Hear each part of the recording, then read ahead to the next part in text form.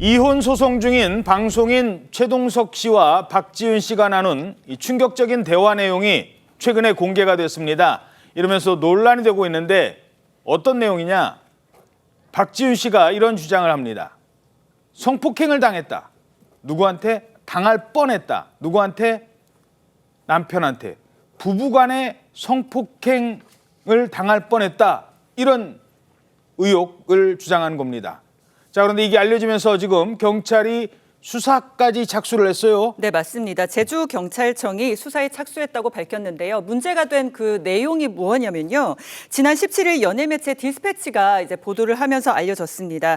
박지윤 씨와 최동석 씨가 나눈 문자 메시지와 녹취록을 공개했는데요. 박지윤 씨는 녹취록에서 내가 다 아이 앞에서 이야기할까? 너희 아빠가 나 겁탈하려고 했다. 성폭행하려고 했다라고 이야기를 하자 이에 최동석 씨는 왜 그건 부부끼리 그럴 수 있는 것 아니냐 이렇게 말을 했고요. 박지윤 씨는 부부끼리도 성폭행이 성립된다고 맞대응했습니다. 이게 알려지면서 국민신문고에 이 보도를 근거로요. 이 부부간의 성폭행 의혹을 밝혀달라는 취지의 그런 민원이 제기됐고요. 경찰은 저희 제작진과의 통화에서 입건 전 조사에 착수했다고 밝혔습니다. 그리고 우선 사실관계를 확인해야 하는데 당사자들에게 확인이 안 되고 있는 상황이라고 전했습니다. 만약에 박지윤 씨가 수사에 협조하지 않으면요. 경찰은 자체 종결 처리할 것으로 보이고 있습니다. 자, 부부간의 성폭행 문제 이거 어떻게 보십니까? 이 사건 같은 경우에는 입증 문제, 보다 정확하게는 박지윤 씨의 피해 진술 확보가 관건이 될 것으로 보입니다. 지금 민원이 접수가 됐기 때문에 수사기관에서 이걸 인지를 하고 내사 중인 상황으로 보이는데요. 문제는 이 부부 사이에서도 성범죄가 성립을 할 수는 있습니다. 그러니까 박지윤 씨의 의사에 반해서 폭행이나 협박을 통해서 강제추행을 하려고 했거나 이 강간행위를 하려고 했다고 하면 미수 혐의로도 처벌을 할 수는 있는데요.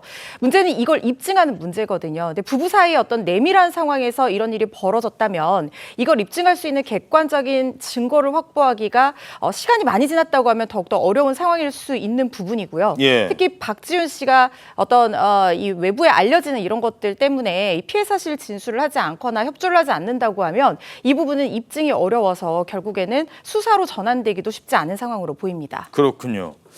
자, 그리고 두 사람 사이에 주목받는 또 다른 문제가 있는데요. 바로 아파트입니다. 압구정동에 있는 아파트.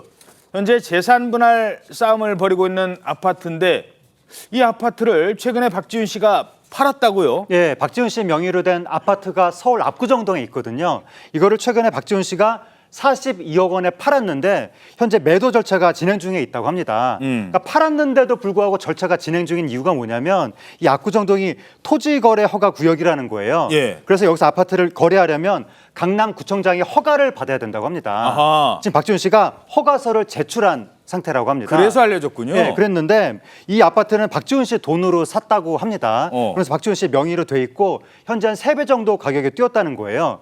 근데 이 아파트가 박지윤 최동석 부부의 그 공개된 녹취록 안에서 아파트에 대한 얘기가 나오거든요. 예. 그 녹취록에 보면 최동석 씨가 아파트 빨리 팔아 제발 제발이라고 팔라고 합니다. 그러니까 박지윤 씨가 나 안 팔고 싶은 거 아니야 라고 하면서 압구정 집을 왜 네 맘대로 팔려고 해? 내 명의인데 항상 이혼 얘기 나오면 압구정 집 팔라고 하지 라고 맞서는 녹취록이 나온 바 있습니다.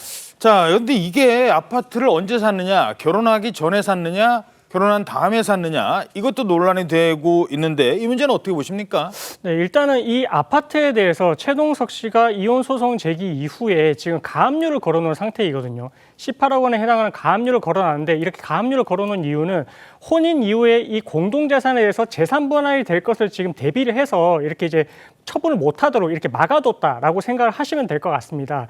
근데 이게 지금 어쨌든 보통의 실무에서는 혼인 기간이 5년 정도 지나게 되면 어느 재산이든 일방의 명의라고 하더라도 이거는 부부 공동에서 협력해서 이뤄놓은 재산이다라고 보기 때문에 재산 분할 대상으로 보고 있거든요. 5년 정도 지나면? 그렇습니다. 그렇기 때문에 이 사건 같은 경우에도 압구정 아파트 같은 경우에는 이제 재산 분할 대상이 될 것으로 보이고요. 박지윤 씨 명의라고 하더라도. 이게 산 게 결혼한 이후에 산 거군요. 그렇습니다. 그래서 이제 재산 분할 대상이 될 것으로 보이고, 그리고 이 가압류가 걸려 있는 아파트 같은 경우에는 사실 사는 사람 입장에서는 가압류가 걸려 있으면 이걸 사지를 않습니다. 왜냐하면 이게 어떻게 될지를 모르는 상황이니까. 그렇지. 팔리지가 않겠네. 그렇죠. 근데 이게 매도가 됐다라는 말은 이 가압류를 해제하는 부분에 있어서 지금 이제 최동석 씨도 어느 정도 협의를 했다라고 볼 수가 있는 부분이거든요. 어허. 그래서 이렇게 매도가 됐고 앞으로 절차가 진행이 될 것으로 보면 재산 분할에 있어서도 어느 정도 서로 좀 이야기가 오고 가는 게 아닌가 이렇게 조금 조심스럽게 추측이 되는 상황입니다. 예.